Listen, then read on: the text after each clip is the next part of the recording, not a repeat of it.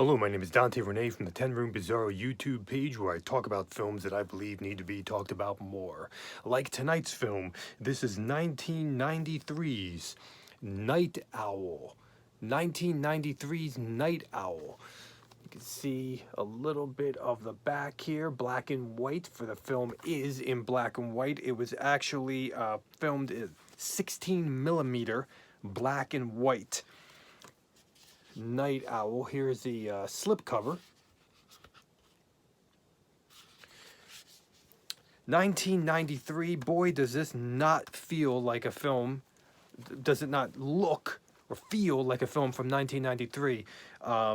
Minus the house music in here.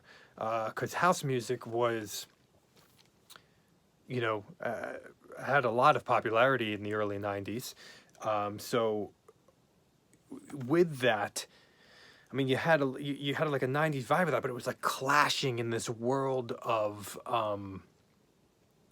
it felt like early 80s, a very gritty, nihilistic, dark, oppressive, artistic, surreal, weird, underground, very, very New York City. Holy crap. I mean, you think of the vibes of Driller Killer and the, even some vibes from,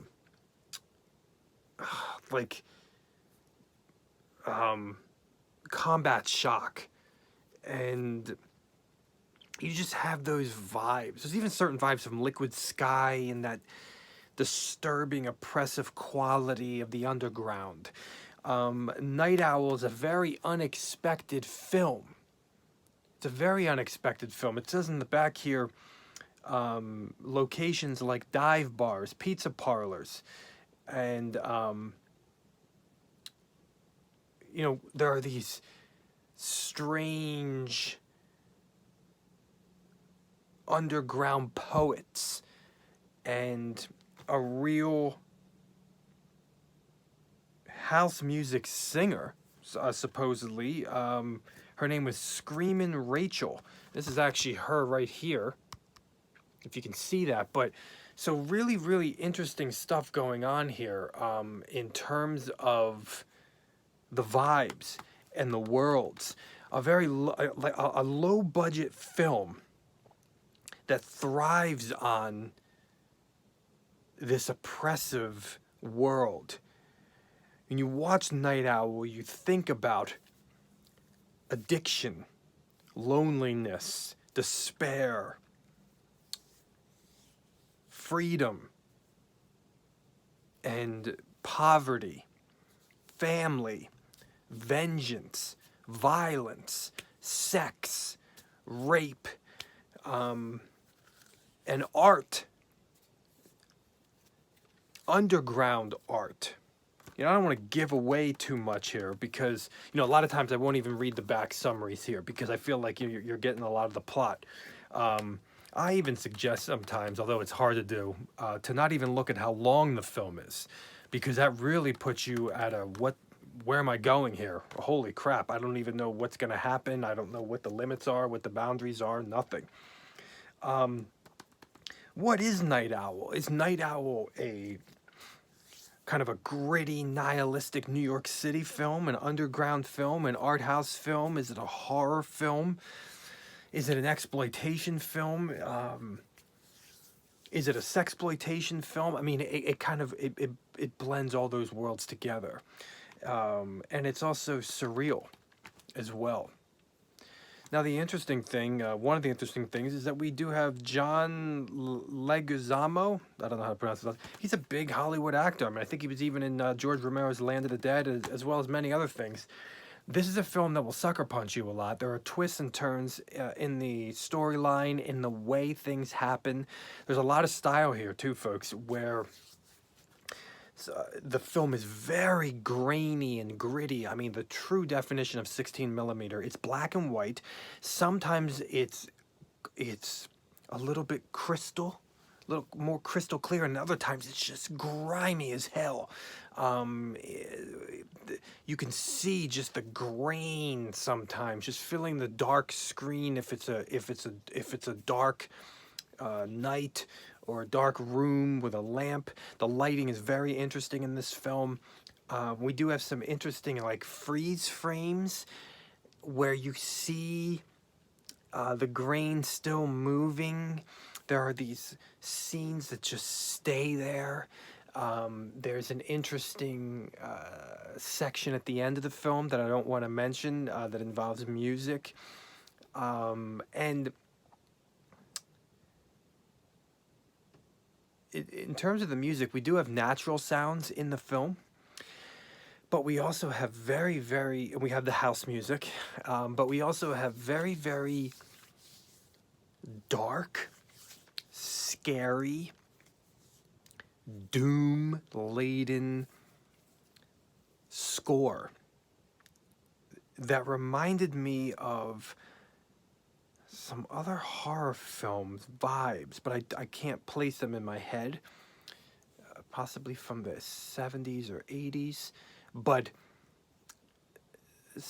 sounding, synth, like micro-budget synth, dark, atmospheric, just amazing.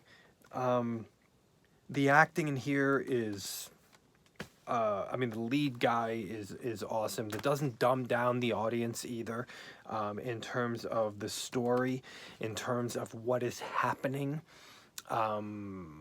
There seems to be a play on linear time and kind of logic in the film as well, which adds to the surreal quality of the movie. We also have some interesting things happening with some horror lore. It says in the front here, "Come see how the living are seduced by the dead." And what about the Carolyn Monroe cameo that is truly what the F, because it involves a section of the film that is, let's just say, not expected. And really, with the end of the film and the Carolyn Monroe interview sequence and these other sections in the film, it really brings up the art house. It really brings up the no boundaries, the underground vibe of the movie. We do have some really crazy, realistic, documentary type vibes to the violence and to the sex in this movie. We have male butt. We have female boobs. We have lots of bloodletting in this film, and being in black and white, gives it a whole more disturbing vibe to me. This is really a unique piece of film here, folks, and it's something I never heard of before, and it's called Night Owl. Here it is, and the back of this, really gives you some impression. There's a black cat in this film as well. You kind of have a solo character here, like Joe Spinell in Maniac, a troubled, conflicted character. And Maniac is, I believe, referenced in this film as well. Thank you so much for watching the 10 Room Bizarro YouTube page, where I talk about films that I believe need to be talked about more, like 1993's Night Owl. I believe it was filmed earlier in the 90s, though. It took a couple years to get released or completed or something. Lots of special features. I'll have to learn more about the film. Thank you so much for watching, and please feel free to check out my own personally made films at vimeo.com/poopydiarrhea, Poopy diarrhea. You can follow me there and see my own music and movies. Thank you so much, and good night.